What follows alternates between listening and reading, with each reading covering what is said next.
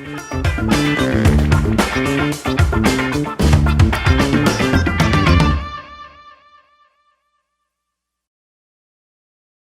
selamat siang Sobat-Sobat RSUD. Kembali lagi kepada saya Dr. Agripina Ferdiani. Sekarang karena kita lagi Hari Pekan ASI Sedunia, apa nasional dok? Sedunia ya?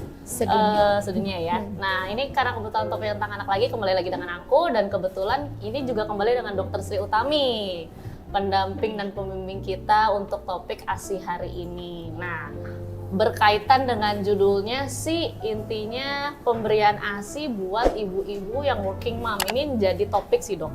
Karena gimana ya, terutama saya juga dan dokter kan juga termasuk yang working mom ya, gitu. Jadi ada beberapa pertanyaan yang nanti akan kita diskusikan dan kita ya sambil-sambil ngobrol aja ya teman-teman ya. Nah tapi yang paling penting kita harus tahu dulu nih dasarnya ASI itu tuh sebenarnya apa sih dok, dan pengertian ASI itu apa? Punten dokter silakan. Iya. Jadi ASI itu memang singkatannya kan udah tahu semua ya, air susu ibu. Artinya memang cairan yang diproduksi oleh ibu ya. Nah, tapi yang spesialnya dia hanya diproduksi yang secara alaminya adalah pada ibu yang melahirkan ya. Sebenarnya kalau ASI itu diproduksinya sejak umur 16 minggu kehamilan. Nah, tapi karena proses pertumbuhan bayi yang lebih dominan sehingga pada saat itu belum berproduksi secara sempurna, bahkan berhenti dulu. Nah, begitu bayi lahir itu ada semacam sinyal ya di dalam tubuh ibunya untuk mengeluarkan zat hormon yang namanya prolaktin di otak ya, di kelenjar hipofisis namanya. Itu di bagian depan itu menghasilkan prolaktin dan oksitosin di bagian belakangnya, di kelenjar hipofisis bagian belakang.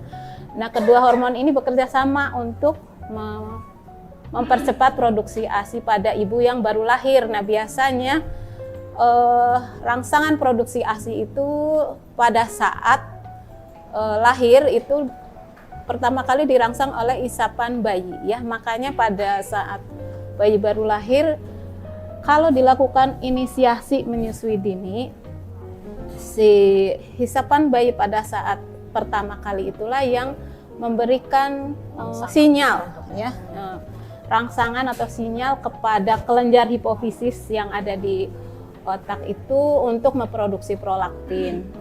Prolaktin ini merangsang kelenjar-kelenjar susu di dalam payudara ibunya untuk memproduksi ASI, sedangkan hormon oksitosin itu menyebabkan otot-otot di sekitar kelenjarnya berkontraksi sehingga si cairan yang diproduksi akan dipompakan sehingga bisa mengalir ke kelenjar muara kelenjar mamainya itu di putingnya ya, jadi bisa keluar seperti itu. Jadi produksi ASI akan berlangsung lebih cepat apabila dilakukan inisiasi menyusui dini. Kalau kalau dia lahirnya spontan atau enggak memang pas lahir SC pun bayinya bagus kan inisiasi menyusui dini dok. Kalau misalkan punten pisan bayinya kurang bagus atau ibunya agak gimana dan kita nggak bisa inisiasi menyusui dini, berarti dia proses pembentukan ASI ininya agak sedikit melambat gitu dok, atau gimana? Betul ya, makanya biasanya pada ibu-ibu yang lahir sesar kemudian bayinya dipisahkan dari ibunya, baik karena ibunya yang sakit atau bayinya yang sakit, memang ada sedikit gangguan dalam produksi ASI. Dan kadang kita sering melihat karena ketidaktahuan dari ibunya ataupun keluarganya. Karena kalau ibu yang sakit kan pasti nggak bisa merawat diri sendiri ya. Itu kadang merasa banyak sekali kasusnya akhirnya gagal menyusui karena katanya tidak ada produksi ASI ya. Karena berbagai hal, alasannya ya tadi karena kan kami terpisah lama gitu sehingga akhirnya tidak ada upaya untuk bagaimana caranya merangsang produksi ASI. Karena kan rangsangan produksi ASI tadi adalah hisapan dari bayi, atau sebenarnya bisa dengan rangsangan dipompa gitu ya. Tapi berarti kalau gitu mah kita coba terus aja ya dok, walaupun misalkan awalnya nggak mau, nggak keluar, ataupun keluarnya sedikit, tapi tetap dipaksakan aja ya dok ya, lama-lama mungkin akan produksi atau gimana? Iya betul, jadi pada saat awal biasanya pada saat ASI produksinya belum banyak, kadang ada beberapa ibu atau keluarganya justru yang heboh sendiri gitu, aduh bayiku nangis terus gitu. Aus. Nggak tega nih. Jadi gimana nih kalau mau dikasih support? Jadi biasanya permintaan support itu justru dari keluarga ya. Sehingga sedangkan sebenarnya bayi itu lapar itu sengaja adalah sinyal yang diberikan oleh Tuhan ya untuk menyebabkan bayi itu pengen menyusu pada ibunya, sehingga makin dia rewel, maka dia kalau dilekatkan kepada payudara ibu itu akan lebih cepat menangkap kencingnya gitu ya. Sinyal dan rangsangan itu karena sendiri. ada sinyal lapar. Sinyal lapar dari bayi itu ada manfaatnya. Jadi kalau bayi itu sudah langsung diberikan susu formula, itu akhirnya karena bayi kenyang, akhirnya ke susu ibu jadi malas. Jadi perlekatannya akhirnya gagal karena bayinya udah keburu kenyang. Jadi begitu mungkin yang harus lebih sering kita edukasi kepada keluarga. Jadi bayi itu awal-awal pasti rewel, pas baru lahir. Kemudian ASI pasti belum banyak produksi. Jadi itu nggak apa-apa ya dok ya? Nggak apa-apa. Bayi itu pada dasarnya dia bisa menahan lapar sampai 24 jam tanpa ASI istilahnya ya, karena dia dengan sering nempel ke ibunya itu akan menimbulkan tadi sinyal produksi ASI, sehingga begitu dia sering bisa emang awal-awal mungkin cuma 1 tetes 2 tetes itu mungkin cukup bagi bayinya, karena emang lambungnya juga kecil kan dok, maksudnya berapa cc sih yang dibutuhin untuk bayi gitu ya dok ya. Jadi sebenarnya nggak perlu takut tuh teman-teman. Oke, nah itu tentang proses awalnya ASI dan pembentukannya. Sebenarnya kandungan ASI itu kan juga banyak ya dok dan penting. Yang kandungan ASI sama sulfur yang membedakan tuh apa sih dok sebenarnya? Kenapa kita harus ASI gitu maksudnya? Ya, pertanyaannya cukup bagus nih ya. Jadi kenapa harus ASI sih ya? Jadi, terutama ASI pada minggu pertama itu adalah ASI yang mengandung kolostrum. Kolostrum itu kenapa sih kayaknya seperti legend banget ya, sering dibahas harus dapat kolostrumnya, sampai ada vitamin juga mereknya kolostrum karena dianggapnya bisa menggantikan kolostrum itu. Padahal sebenarnya kolostrum itu adalah produk susu ibu yang tidak tergantikan ya, karena dia mengandung imunoglobulin A. Imunoglobulin A itu adalah zat kekebalan tubuh yang melapisi permukaan usus. Jadi dia khusus dirancang memang untuk melapisi permukaan usus bayi yang masih rentan. Nah, imunoglobulin A inilah yang memberikan kekebalan pada bayi sehingga dia tidak mudah diare, tidak mudah alergi kalau terpapar dengan jarum nutrisi yang baru, karena bayi baru lahir kan akan menerima paparan baru ya, termasuk diantara mungkin ASI, mungkin kalau yang dapat susu formula kan nggak akan dapat tuh kolostrum. Nah, hal yang kesalahan yang sering terjadi pada orang tua itu justru karena ASINya kan warnanya kental kuningan ya, kotor gitu dibilang dok. Dianggapnya, sehingga justru dibuang ya, padahal ini ya dok, adalah mitosnya ya dok ya. Terbaik ya, ASI di minggu pertama adalah ASI yang terbaik yang harus diberikan pada bayi baru lahir, karena itu akan melapisi permukaan usus bayi supaya dia dapat menimbulkan kekebalan untuk mukosa ususnya, untuk lapisan ususnya. Gitu ya. Ya sih, jadi balikin lagi itu seminggu pertama ya dok ya. Jadi sebenarnya sih berarti kalau seminggu pertama ini kita nggak apa-apa dok, walaupun asinya masih dikit pun ya kita cobain aja gitu teman-teman. Jadi kita paksain aja, siapa tahu kalau serumnya keluar, walaupun berapa tetes pun setidaknya ada pengeluaran. Daripada dari awal kita udah kasih sufor, kasihan gitu kalau serumnya nggak diisep sama dia nggak minum, justru kekebalannya bahkan dia nggak dapet. Kan beda ya susu ASI dengan susu sapi gitu, sedangkan sapi ya memang untuk sapi gitu, maksudnya dia mungkin punya kekebalan buat anak sapinya sendiri, tapi kan buat manusia agak beda ya kayak gitu. Nah selain kandungannya juga yang itu penting, di sini juga ada pertanyaan dok. Kan ada yang pertanyaan kan minimal katanya ini ya ASI itu kan minimal 6 bulan. Tapi ada perbedaan nggak sih dok kalau misalnya kita ASI ada yang 6 bulan, ada yang sampai setahun, ada yang 2 tahun, maksudnya apakah ada perbedaan dan apakah kita memang sampai berapa lama gitu kita harus mengasihi gitu dok? Sebenarnya kalau ASI sendiri sudah disunahkan sebenarnya ya di dalam, kalau saya lupa apa itu hadis atau ayat atau hadis, susuilah anakmu selama 2 tahun ya, jadi artinya 24 bulan.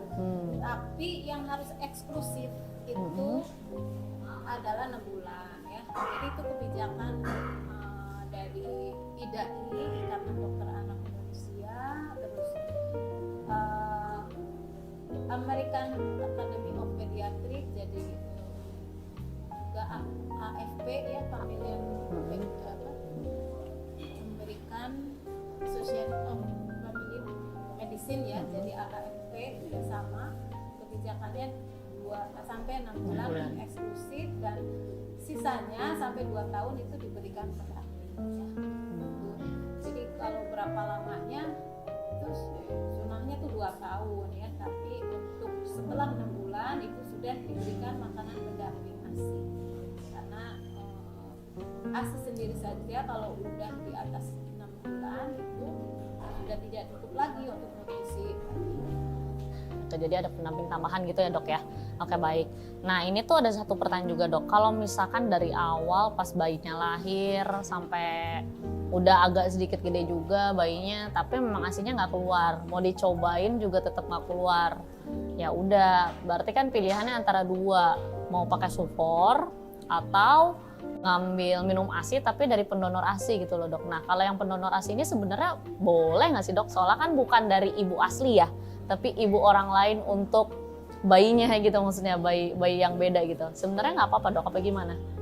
Sebenarnya untuk tradisi susu pendonor itu dulu zaman Rasulullah itu di Arab itu ya ada istilahnya mencari ibu susuan ya. Mungkin kalau yang Muslim pasti tahu ya bahwa dulu Rasul itu di ibu susuannya adalah Ibu Halimah Sa'diyah, itu dia disusukan kepada ibu-ibu yang di daerah yang bersih murni, yang mungkin kalau di sini zaman sekarang mah tidak terpapar HP, tidak terpapar televisi dan lain-lain. Jadi itu di daerah yang murni, di situ ada peternakan kambing, perkebunan yang tanah yang subur. Jadi nutrisi ibunya juga masih alami, tidak mengandung zat pengawet gitu ya. Sehingga susu yang dihasilkan oleh ibunya juga benar-benar susu yang berkualitas. Itu namanya mencari ibu susuan. Nah, masalahnya adalah kalau dia udah ibu mendapatkan susu dari ibu susuan, atau kalau tadi pendonor ASI ya, anggap aja itu pendonor ASI-nya, maka yang harus dipertimbangkan adalah anak-anak dari ibu yang sesusuan itu akan menjadi muhrim istilahnya ya, jadi menjadi saudara sesusuan dia, yang kalau untuk umat muslim itu tidak boleh menikah ya. Jadi tidak boleh menikah karena dia adalah saudara sesusuan. Jadi dia beserta, misalkan ada anaknya 4 si ibu ini ya, terus dia juga bersaudara berempat. Nah yang saudara sesusuan ya dia aja sih dengan si ibu-ibu ini, keluarga ibu ini. Nah itu yang harus dipertimbangkan pada saat memberikan susu sesusuan, dan sampai berapa lama dia dianggap sah saudara sesusuan, katanya ada yang mengatakan asal 1 kali aja dia menyusu sampai kenyang, kadang ada yang mau sampai 5 kali susuan sampai kenyang, itu baru dianggap sesusuan. Nah, kebanyakan untuk amannya yang paling paham, yang paling diikuti itu tadi yang cukup 1 kali menyusu sampai kenyang, maka itu udah dianggap dia udah saudara sesusuan. Jadi yang harus dipertimbangkan saat memberikan susu donor itu pertama itu identitas ibunya harus jelas. Jadi nggak boleh misalkan sembarang ini hari ini susunya dari donor siapa, nanti donornya siapa lagi gitu. Nggak boleh beda-beda dok, harus satu ibu itu. Harus satu ibu. Sebaiknya begitu, karena untuk mempertimbangkan hal yang tadi, karena kalau seandainya ibu susuannya banyak, misalnya kan nanti tidak bisa mendeteksi mana yang ibu susuku gitu ya, ibu saudara sesusu yang mana, sehingga saya harus mencegah si orang tuanya harus mencegah tidak ada pernikahan di antara mereka karena mereka udah saudara sesusu. Itu berarti kan secara agama ya dok, maksudnya secara adat dan agama. Tapi kalau secara bukan kita ngomongin agama gitu, tapi nggak apa-apa kan dok, kan kita nggak tahu nih. Tapi nggak apa-apa kan kalau misalnya kita menikah nggak akan mempengaruhi genetiknya gitu kan dok? Apa akan pengaruhi?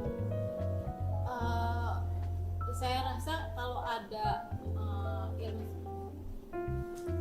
kurang keras, saya rasa kalau ada yang seperti ini pasti ada implikasinya secara ilmiah ya. Kenapa sampai ada larangan untuk menikah sesama dengan saudara sesusuan? Karena susu yang diproduksi itu kan nanti akan menjadi daging, akan menjadi apa, nanti juga akan mempengaruhi gen dari si bayi ini. Jadi terpengaruh sama. Jadi kenapa kita juga nggak boleh menikah dengan yang terlalu dekat garis keluarganya? Karena kan kalau penyakit bawaan yang dia istilahnya bersifat minor apa resesif, itu akan lebih mudah muncul bila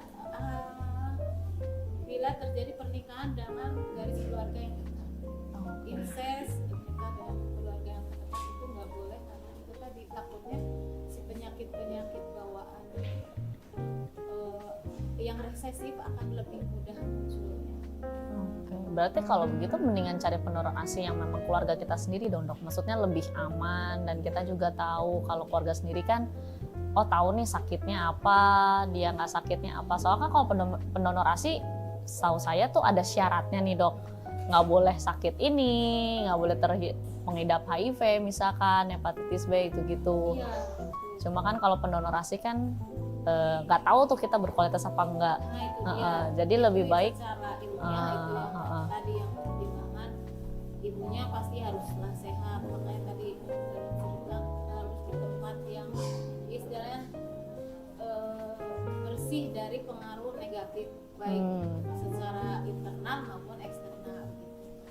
Termasuk tadi mengenal siapa pendonornya, termasuk apa ada penyakit bawaan yang dideritanya atau penyakit yang sedang dideritanya, misalnya tadi HIV, TBC juga kan bisa menularnya mungkin pada saat dia menyusu kan kontak dekat.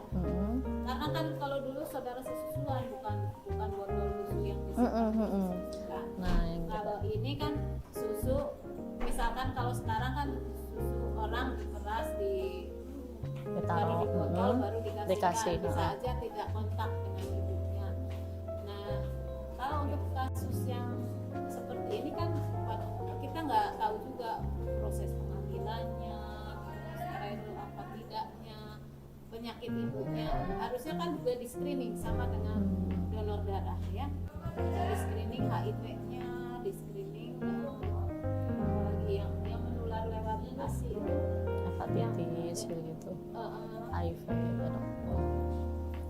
HIV, TBC paru juga mungkin pada saat penyiapan misalnya dia batuk kan kita nggak tahu ya, karena persikan dalam itu kan juga mikro tidak akan terlihat, bisa aja ada yang menempel di situ. Tapi kalau untuk sekresi langsung dari ASI aman.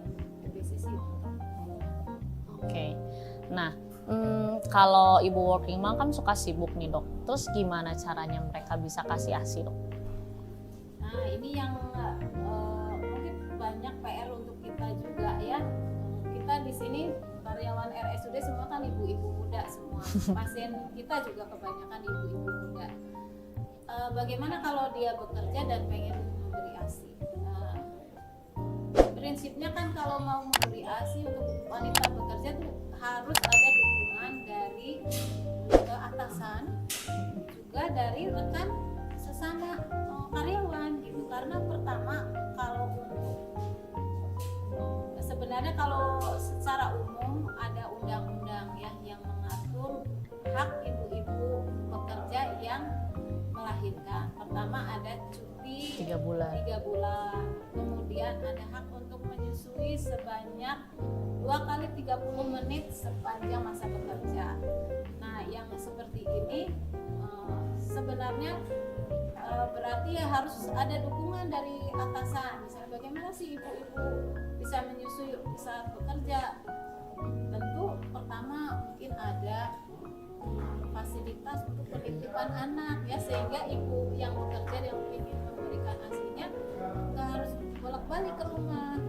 Tapi kalaupun mau pergi menyusui itu dekat ya, tidak memerlukan waktu lebih dari tidak menghilangkan waktu untuk transportasi, tidak menghilangkan apalagi ya Waktu ya dok, buang-buang pokoknya waktu tidak lah. membuang waktu lah, karena kan pekerjaan itu selalu ada ya, takutnya ada waktunya yang sangat sibuk sehingga akan menyita waktu kalau kita kebanyakan nyusu ya. Kemudian yang kedua, di saat cuti yang 3 bulan itu adalah waktu yang terbaik untuk memerah ASI ya. Memerah ASI untuk stok ya pada saat kita mulai bekerja. Jadi di stok. Masalahnya nggak semua Orang punya kulkas ASI ya, kulkasnya sih dok, penyimpanannya. Penyimpanan ASI, terus kemudian buat semua juga produksinya berlimpah ya. Seperti saya contohnya nggak terlalu berlimpah, karena anak saya laki-laki semua dulu, jadi kayaknya kosong terus. Meskipun saya udah full time selama 3 bulan itu mendamping merawat anak ya, tapi ternyata nggak sempat sampai berlimpah, sampai yang diperas-peras itu nggak ada gitu. Kemudian pada saat bekerja itu sediakan waktu minimal tiap 3 jam untuk memompa ASI. Nah, kalau udah seperti ini pasti diperlukan kerjasama dengan rekan sesama karyawan. Jadi mungkin kalau perlu giliran punya anaknya, jangan semua punya anak yang disusui semua. Nanti gimana? Kalau ada pasien gawat darurat semua meras ASI gimana kira-kira? Nggak ada yang jaga dok. Jadi mungkin sebaiknya ada bisa bergiliran, atau mungkin ada karyawan yang laki-laki sehingga pada saat ada ibu-ibu yang menyusui, baik yang mau episode memerah ASI atau mau menyusui langsung ke ibunya, itu karyawan kalau kita di rumah sakit mungkin pasien tidak terabaikan, tetap ada pengawasan. Terus kalau di tempat lain mungkin juga sama, kalau di kantor non medis ya, bukan merawat pasien, itu juga yang penting ada dukungan dari teman sesama karyawan. Juga sebagai ibu yang menyusui juga jangan kalau memberikan waktu untuk mompa atau menyusui bayinya langsung, itu jangan minta dispensasi lain. Jadi begitu selesai tugasnya mungkin itu harus sigap bekerja ya, sehingga si teman yang lain itu tidak akan merasa dimanfaatkan atau aduh kayaknya saya terus aja yang jadi ini. Apalagi kalau misalnya ada yang tunji tahun hiji ya, tiap-tiap menyusui itu kan akan bikin beban untuk temennya terus gitu. Jadi kalau perlu mengatur kelahiran, kemudian tadi dukungan teman, jangan sampai merasa temannya dimanfaatkan. Usahakan bekerja sebaik mungkin di saat waktu bekerja. Kemudian saat memerah ASI usahakan seefektif mungkin. Jangan sampai misalkan lagi meras ASI udah aja santai-santai gitu ya. Padahal temannya misalkan lagi ada yang kesibukan yang banyak, yang perlu bantuan orang, tapi sebagai ibu yang pengen full time memberikan ASI malahan santai-santai, saya kan lagi meras ASI, jadi nggak mengingat kesibukan temannya. Jadi usahakan tetap bekerja sebaik mungkin, tidak sampai mengganggu temannya. Jadi temannya pun harus bersedia untuk membantu teman yang sedang menyusui ini supaya bisa menjalankan perannya sebagai ibu yang memberikan ASI eksklusif. Karena sebenarnya sesuatu banget dan sangat berat sih kalau menurut saya kalau ibu bekerja ingin memberikan ASI eksklusif. Kalau sampai ada yang benar-benar komitmen ingin memberikan ASI eksklusif itu perlu kita dukung, karena tidak semua bisa mengerjakan, termasuk saya dulu juga yang gagal untuk memberikan ASI eksklusif karena pada saat bekerja itu ternyata malas karena Udah keburu capek juga kali ya dok. keburu capek, kemudian juga ternyata diperah itu sakit. Nggak nyaman juga ya dok ya. Tidak nyaman. Pengalaman saya kalau memerah ASI itu sebenarnya lebih enak manual, jadi oleh tangan kita sendiri. Jadi kita bisa mengukur derajat nyeri dan lain-lain. Cuman pastikan tangan kita bersih dan sehat. Si botolnya juga udah dibersihkan. Jadi kayak sapi aja, sapi itu kan diperas langsung pakai tangan ya. Itu lebih fisiologis, lebih kalau pokoknya saya sih merasa begitu. Lebih Memerah nyaman. ASI yang terbaik adalah dengan tangan kita ASI, sendiri, bukan oke. dengan pompa. Oke baik dok. Pengalaman saya, ya. Nah kalau soal yang pompa kan berarti jadinya ASI perah ya dok ya. Nah itu tuh kan kalau itu kan berarti kita kerja kita di luar nih dok. Itu tuh berapa lama dok penyimpanan untuk ASI perah itu? Kalau misalnya kayak aku nih dok, aku kerja nih kan shift pagi gitu misalkan, aku kelar jam 1. Nah terus misalkan aku pulang jam 6, itu masih bagus dok apa gimana? Jam 6 sore. Iya. Prinsipnya kalau ASI segar baru diperah itu bisa bertahan di udara biasa gini, maksudnya disimpan di luar itu paling lama 4 sampai 6 jam ya. 4 sampai 6 jam karena apa? Karena ASI seperti halnya susu yang lain merupakan media yang sangat baik untuk pertumbuhan kuman. Kalau disimpan begitu aja habis diperas ya itu kalau bisa habis dalam 4 jam lah. Kalau saran saya lebih cepat habis lebih baik ya. Kemudian kalau dia disimpan di dalam Full box. full box itu tergantung suhunya. Full box itu harus dipastikan ada pengatur suhunya sehingga kita bisa memantau apakah ini benar-benar full box atau hanya namanya. Karena kadang-kadang full box tapi suhunya ternyata panas karena misalkan dia udahlah disimpan di tempat yang terpapar sinar matahari, kemudian fungsi pendinginnya juga ternyata rusak gitu ya. Jadi pastikan kalau dia tersimpan di dalam suhu 2 sampai 8 itu bisa bertahan sampai 24 jam. Oh seharian. Kemudian kalau dia dibekukan pada suhu di bawah, biasanya udah beku kan di atas kalau di bawah Di bawah 0. ya. Kalau suhunya sampai minus 20 derajat itu bisa sampai 3 bulan kalau dibekukan ya. Kalau suhunya sampai 70 derajat itu malahan bisa 6 bulan. Oke, jadi ya tergantung kita penyimpanannya dok ya sebenarnya. Oke. Jadi pastikan ada pengukur suhu. Jadi saya punya kulkas untuk menyimpan vaksin, itu saya punya indikator suhunya. Jadi di situ terlihat misalnya suhunya masih 5 derajat karena Itu masih bagus. vaksinnya 2 sampai 8. 8. Berarti dia menjaga kualitas vaksin tetap terjaga. Demikian juga untuk ASI, pastikan ada pengukur suhu. Itu harganya tidak mahal. Saya beli online waktu itu hanya nggak sampai 50.000 untuk termometer pengukur suhu untuk refrigerator itu. Berarti sebenarnya pas kita lagi perhasi tuh sebenarnya penting kita juga berikan waktu ya dok ya kalau kayak gitu. Kan ada beberapa yang habis meres taruh di si plastiknya udah aja gitu. Sebenarnya bagus diwaktuin ya dok, hari Kamis tanggal segini jam segini gitu biar kita tahu ininya ya dok ya. Oke. Jadi kalau habis meras ASI harus ada label. Kapan itu dia ambil, jam berapa, nanti disimpan di pada saat penyimpanan itu kan semua ada label.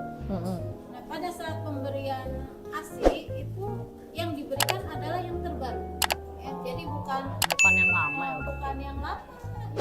Makanya kan dulu kan tapi jarak waktunya masih bisa gitu dok, misalkan kayak di ASI-nya kan misalnya di kulkas 3 bulan nih kita bukuin kan, tapi jaraknya masih lama tuh dok, tetap aja kasih yang baru. tetap karena yang terbaik itu yang terbaru. Jadi yang lama biarin lama, dibuang aja gitu dok. buang aja kalau memang pada waktunya expired. Tapi kalau memang pada akhirnya yang lama pun terpakai juga nggak masalah. Maksudnya pada saat bayi butuh, misalkan ini ada ASI, ada yang pengambilan tanggal 1, tanggal 2, 3, 4, 5, 6, 7, 8 misalkan. Sekarang tanggal 9 kan? Pasti kan tanggal 8. Oh bukan tanggal 1-nya ya dok ya? Oh saya kira. Beda dengan obat. Kalau Gitu. obat kan takut expired. Saya kira tanggal 1 dulu dok, soalnya sayang. Enggak ya? Yang terbaru yang terbaik ya dok ya. Baik. Kalau misalkan ASI digabung sama Sufor sebenarnya tuh boleh, perlu atau gimana sih dok gitu? Misalkan ASI-nya banyak, tapi karena dia working mom nggak sempet, kayak misalkan dokter kan nggak nyaman merah ASI, terus dia tuh nggak sempet juga untuk itu. Jadi udahlah Sufor aja. Jadi kalau di rumah dia ASI, tapi pas lagi kerja akhirnya dia pakai Sufor gitu dok. Itu gimana dok? Nggak apa-apa? Nggak apa-apa, prinsipnya berikan nutrisi yang cukup pada bayi ya. Dan pada bayi yang sehat itu tidak ada aturan harus sekian mili per 3 jam atau sekian lama, sekian banyak per jamnya gitu ya.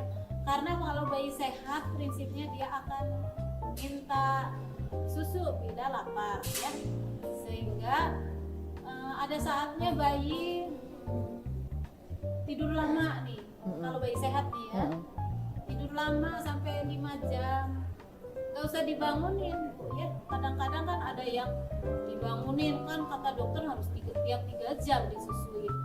Nah kalau dia sehat dia akan bangun. Nah begitu bangun dia akan minta susu. Sepanjang pada saat bangun dia menyusunya kuat, mengisapnya kencang, bisa menyusu lama, itu artinya bayinya sehat. Nah pada saat bangun bisa jadi dia tiap jam minta susu. Nah itu susukan, artinya pada saat bayi sehat itu dia berikan semau bayi ya, tidak ada jadwal. Pada saat tidur biarkan dia tidur, karena pada saat tidur itulah dia tumbuh dan berkembang. Kalau terlalu sering dibangunin akhirnya tidurnya terganggu, akhirnya dia terganggu juga pertumbuhan dan perkembangannya ya.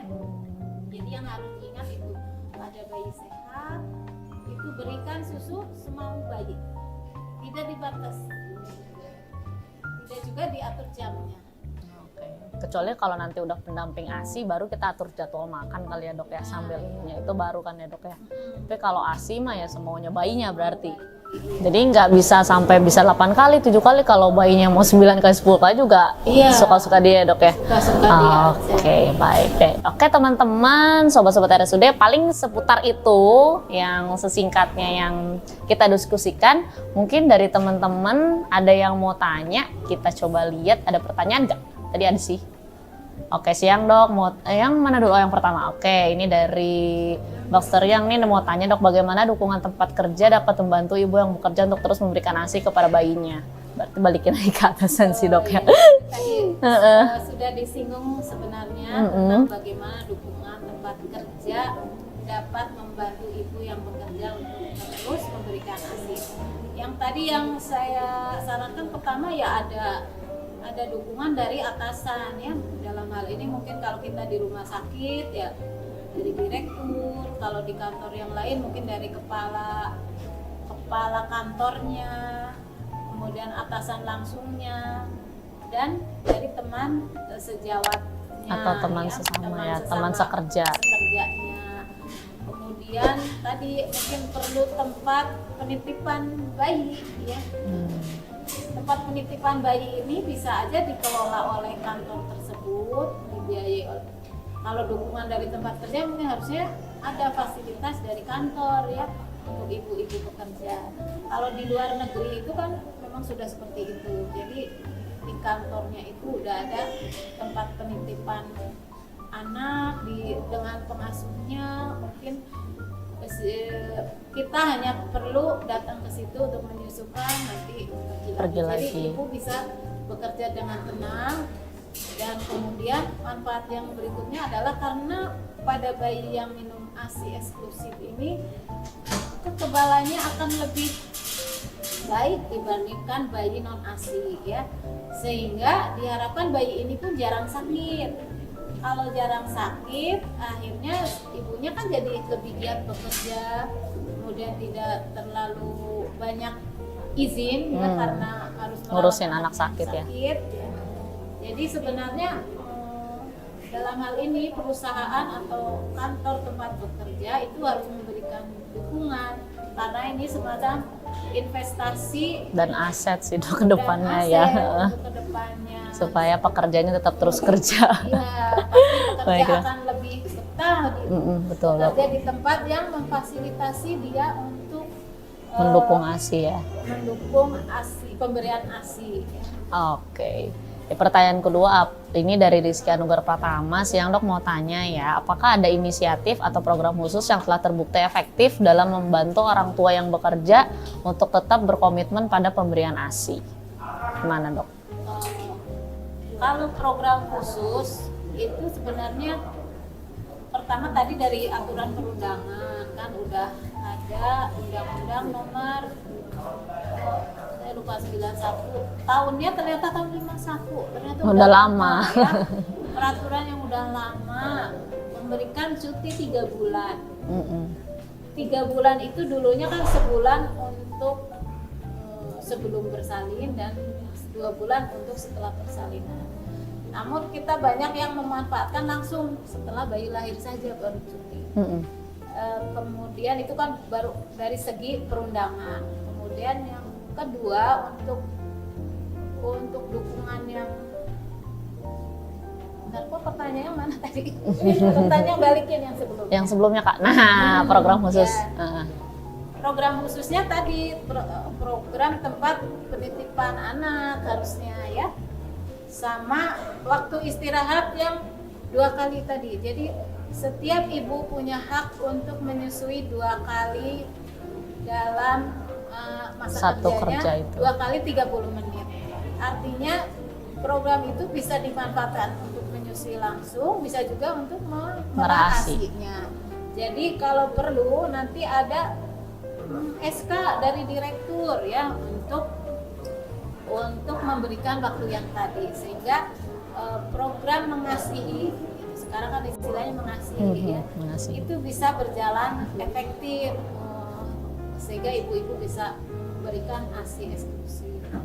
Oke, next pertanyaannya kak. Izin bertanya dok, tolong berikan panduan tentang pemberian ASI yang efektif bagi seorang ibu yang bekerja penuh waktu. Bagaimana cara menjaga produksi ASI dan menyusui dengan benar saat jam kerja dok? Oh iya, cara pemberian ASI yang efektif. Pertama, saat dia di rumah, sebelum berangkat berikan ASI sampai kenyang ya. Jadi berikan ASI sampai kenyang. Kemudian pada saat di tempat kerja, usahakan untuk menyisihkan waktu tiap 3 jam untuk memerah ASI. Nah, kalau tadi punya waktu 2 kali 30 menit, artinya kan 1 jam.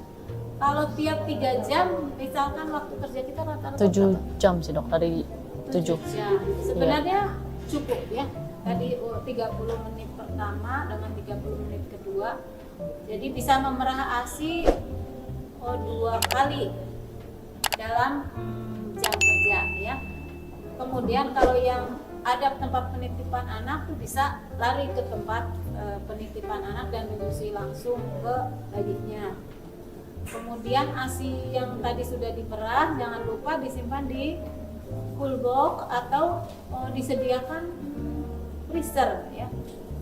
Freezer sehingga nanti ASI yang diperah itu tidak mubazir karena penyimpanan yang salah ya. Jadi harus ada tempat penyimpanan ASI yang disediakan di setiap ruangan yang punya ibu-ibu hamil, ibu-ibu yang menyusui. Ya, menyusui. Jadi itu, nah untuk tempat penyimpanan ASI itu mungkin tidak harus di tiap ruangan, bisa aja disentralisir di suatu tempat atau di 2 tempat ya, di mana tergantung kemampuan kantor untuk menyediakannya.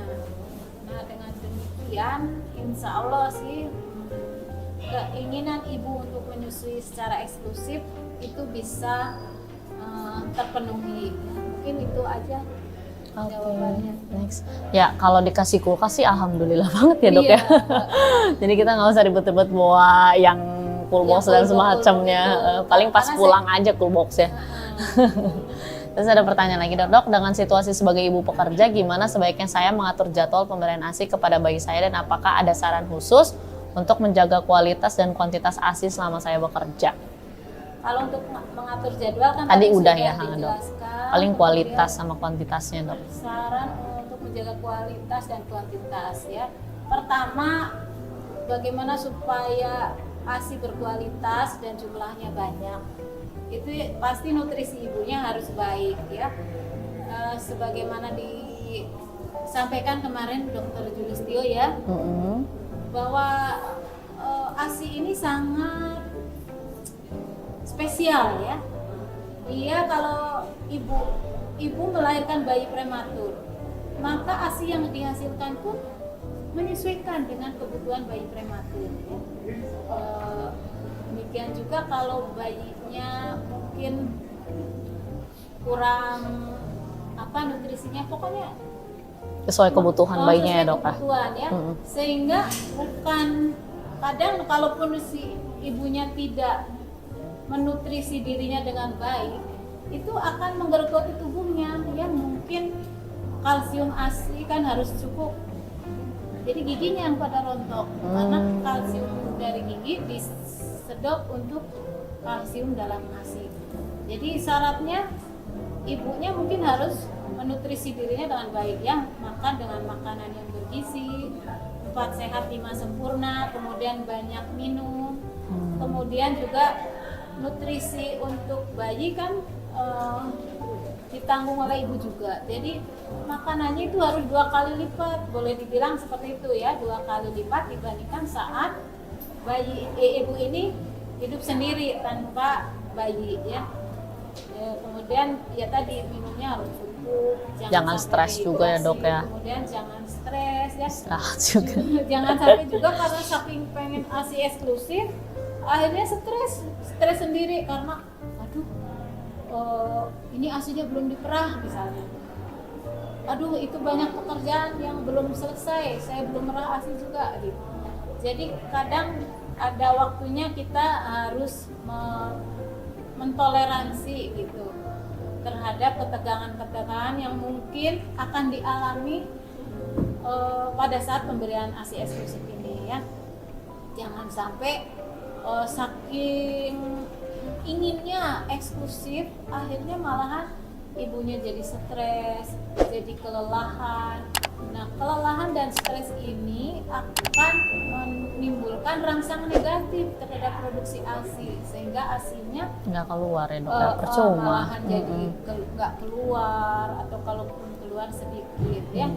Jadi itu ya, intinya harus menikmati proses ya. Jangan sampai dijadikan beban. Apapun juga sebenarnya Kalau dianggap sebagai beban pasti akan jadi stres. Tapi kalau dianggap sebagai suatu kebutuhan, suatu hal yang biasa lah, bukan beban, itu akan menyebabkan kita bisa menikmati dan proses menyusui ini akan menjadi lebih bisa dinikmati oleh ibunya ya. Dan kalau kitanya senang, ibunya senang, produksi susunya juga jadi bagus, bayinya pun akan merasakan gitu, sehingga nanti bayinya juga akan tumbuh dengan lebih baik kalau ibunya bekerja dengan gembira. Oke, siap. Next pertanyaan terakhir ini ya dok, izin dok mau nanya, apakah ada cara khusus untuk mengatasi perasaan stres atau kelelahan yang mungkin timbul akibat menjaga bayi dan bekerja? Ibu yang dokter sih udah mengalami ya, kalau saya belum, jadi dokter bisa jawab. Intinya mah manajemen stres itu ada dalam diri kita ya. Jangan sampai kita dikendalikan oleh hal-hal di luar kita, membuat kita tertekan. Itu gimana caranya? Ya nikmati semua prosesnya, jalani dengan ringan dan gembira. Tadi ya, jangan jadikan beban. Termasuk tadi kalau prinsipnya kita bekerja itu adalah untuk membantu orang, untuk mungkin kita mencari nafkah, membantu orang, kemudian juga kalau bekerja itu jangan sampai pikiran kita terlalu terporsi di situ ya, karena bekerja itu apapun bentuknya pasti ada waktunya tegang, ada waktunya santai, dan nikmati semuanya sebagai proses yang memang harus kita jalani. Insya Allah sih semua juga akan berjalan dengan baik ya kalau kita prinsipnya jalani dengan senang. Ada beberapa memang yang nggak bisa seperti itu, mulai belajar untuk bisa bekerja dengan tanpa beban. Ada bebannya adalah untuk menjalankan tanggung jawab, tapi jalani itu dengan gembira gitu ya. Termasuk kalau tadi misalnya dokter Pina, kalau misalnya rezekinya tuh selalu dapat pastinya butut-butut wae gitu ya. Nikmati aja. Kalau saya dulu ya waktu jadi PPDS ya gitu, nggak apa-apa deh saya dapat pasien satu, tapi yang jelek, yang lainnya mah yang biasa aja. Yang satu ini saya bisa belajar dari A sampai Z ya, karena kalau bayang misalnya saya jaga semuanya pasien jelek, bukan bisa belajar, tapi malahan akhirnya stres kan, karena semuanya jelek. Kalau pasiennya satu tapi bisa belajar A sampai Z, akhirnya kan kita bisa belajar nanti pada saat menghadapi kasus yang sama itu kita bisa menangani kasus itu. Jadi gitu, kalau bekerja berdoalah supaya dapat pasiennya, walaupun ada yang jelek tuh nggak banyak, sampai kita bisa menikmati saat melayani pasien itu sebagai pelajaran. Oke. Ada pertanyaan lagi dok ternyata. Dok izin bertanya, jadi pemberian ASI tidak berpatokan harus 2 jam sekali ya dokter gitu? Iya betul, jadi kalau pada bayi yang sehat itu ASI diberikan semau bayi. Makanya tadi ada istilah kalau saya visit di ruangan pasti pemberian ASI aktif. Itu artinya bayi itu udah mau menuju sehat. Kalau kenapa diberikan ASI tiap 2 jam, itu biasanya kalau di ruang rawat supaya bisa mengontrol, karena kan perawat itu pasiennya banyak. Kalau nggak ada jadwal bisa jadi ada yang terlewat ya. Seringkali misalkan ada bayi 10 karena nggak dijadwal, akhirnya mungkin ada 1 yang dikasih terus, ada 3 atau 4 yang terlewat misalkan. Kan kasihan, makanya dibuatlah jadwal, kemudian dibuatlah siapa penanggung jawabnya. Jadwal ini juga nanti di checklist sehingga dipastikan jadwal itu dijalankan gitu. Jadi prinsipnya pemberian ASI itu kalau pada bayi sehat itu semau bayi, kapanpun, berapapun itu semau bayi. Tapi kalau pada bayi sakit itu bisa dijadwal ya, terutama yang pakai NGT atau selang lambung ya, itu harus dijadwal karena supaya nggak lupa tadi, supaya nutrisi bayi terpenuhi sesuai kebutuhan. Oke, baik dok. Oke, cukup sejam dok kita ngobrol, kurang lebih sejam ya. Topiknya sih cukup menarik ya, terutama yang buat para ibu ya dok ya. Nanti juga aku bisa belajar nih ya, aku belum sampai working mom sih dok, tapi soon akan menjadi working mom mungkin nantinya. Nah insya Allah ya dok ya. Iya, terima kasih buat teman-teman juga udah ngedengerin. Jadi kesimpulannya memang walaupun kita ibu yang bekerja, nggak ada salahnya kita tetap memberikan ASI. Jadi nggak ada alasan gitu, saya sibuk nih, saya nggak punya waktu. Sebenarnya bisa aja kok ada waktu, ya kan dok ya, bisa 2 kali 30 menit.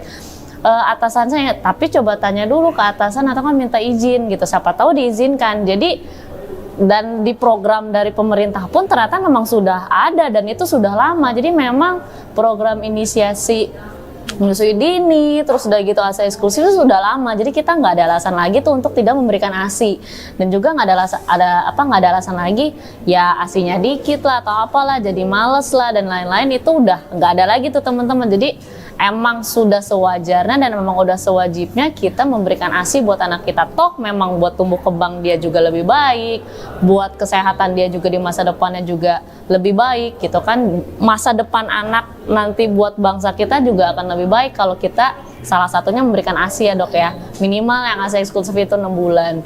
Itu aja kesimpulan dari aku, dan terima kasih banyak untuk Dokter Sri untuk waktunya, dan terima kasih juga buat teman-teman yang udah dengerin dan lumayan tadi beberapa pertanyaan ya dok ya. Nah untuk saat ini sih kita tutupi saja, tapi jangan lupa teman-teman untuk like, comment, dan subscribe YouTube kita ya yang RSUD Daily ini. Nah sekian dari aku, nanti kita akan